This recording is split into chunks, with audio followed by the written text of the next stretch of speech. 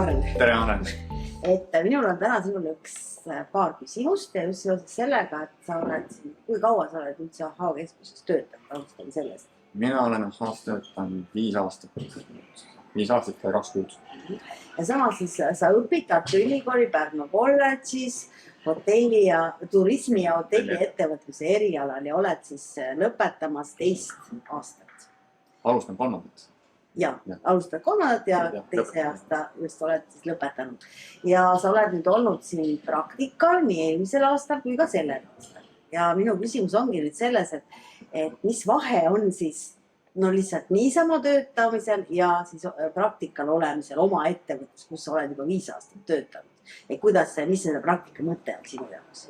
Minu võib-olla see mõte on, et sa saad tuua seda akadeemilist tausta ja siis kogemused ja päriselu kokku tuua.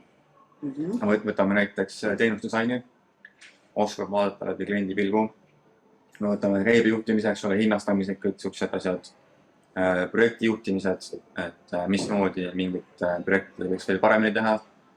Õppijad meil on kõik praktikud, eks ole, olnud, et kõik saavad oma kogemustest rääkida. Ja see aitab ka sündmuskorralduses ka näiteks hinnastamised, mismoodi võiks mida teha, mingid ideed, kas või mingisugused paketid.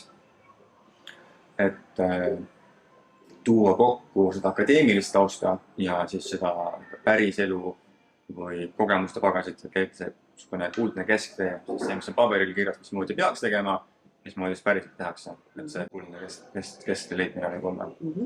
Aga võib-olla siis värske pilgu toomine, kui sa oled töötanud kuskil mitu aastat, harjud tegema ühte või teistpidi asju, aga koolis sa saad vahest tahtmata uue perspektiivi, mida sa saad ka siis vahepeal tuua töökeskkonda ja siis kas teha asju paremaks või katsetada uusi asju. Kõik asjad töötu tihtipeale igas kohas, aga katsetamine ja uute ideede toomine on alati teretulnud. Väga hea. Ja sinu puhul me ei räägigi pigem sellest, et sul on praktika juhendaja siin, eks ole, aga me räägime just sellest mentorsuhtest.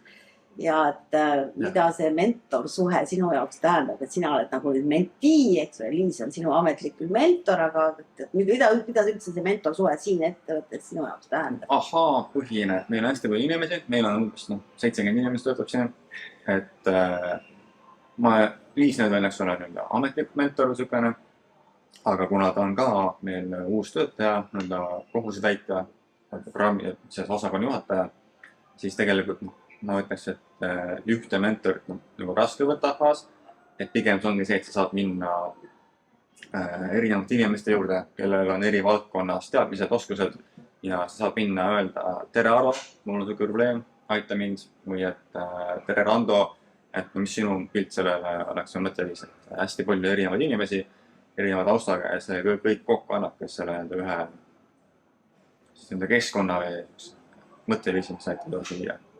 Et hästi palju erinevad inimesed on väikene mentorlus. Ma arvan, üldiselt AHA-s kõik on kõigile mentorid justkui. Ja kas nad kuulavad ka sind või pigem kipuvad rohkem õpetama? Ma arvan, et see on vastastikune, et nemad kuulavad mind, mina kuulan neid ja kindlasti on igal ühel ju oma arvamus ja teine arvamus. Ja see ongi see kuldse kesktee leidmine kasvab, mis siis on meie väärtus, millele me läheme järgi. On tore, aitäh sulle ja head praktika lõpetamist. Aitäh. Ja kohtume AHA-s. Kohtume AHA-s.